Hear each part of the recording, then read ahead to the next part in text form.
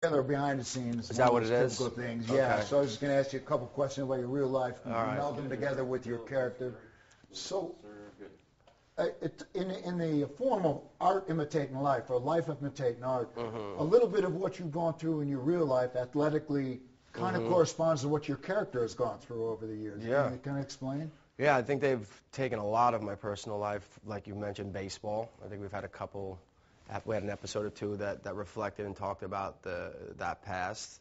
And obviously my real life with being around police officers and my sister being a cop. And obviously my ailments have been brought onto this show, which I do have a couple herniated discs and a bad back and certain things, so we've kind of incorporated him dealing with some pain here on this show. What else? Is there anything else that you know? Yeah, what I also wanted to ask you is the fact that when you deal with cops, when you see cops on the street or interactive and they recognize you and they go, you know, when we see somebody do a movie about television and we say, oh, wait, the mic isn't hooked up, wait, are cops kind of looking over a fine-tune whether you're doing it by the book or according to the book? Yeah, I mean, my brother-in-law is always telling me how, you know, what he believes is real and what he doesn't believe is real. Is that what you're getting at? Kind of, yeah. I mean, I you know, they're pretty supportive all the way around, but you know, there are certain things that we do that obviously take the license of drama and that kind of irritate them, and they're kind of like, you know, that this would not look like that. This wouldn't be like this. You know what I mean?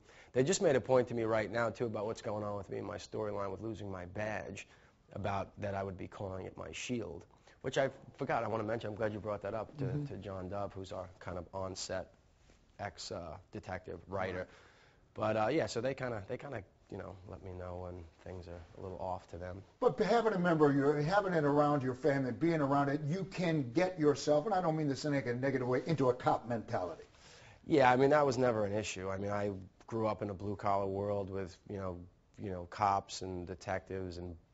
My father was basically him and a dear friend of him who was an ex-detective was basically a bodyguard. Basically became a pretty serious, you know, player in that world. You know what I mean? So I've been around these kind of people that pretty much go after the bad guy. You know what I mean? And go after the bullet and go after that or in that world. So that was just something I was around. I was never going to do that. I don't think personally. Right. So it couldn't have been a better place to you know, show it on this side because it's just kind of in me. Well, I appreciate the time, man. All right, Thank cool. you very much. All right, man. Nice. Easy enough. All right. Thanks. We'll grab the mic back from you.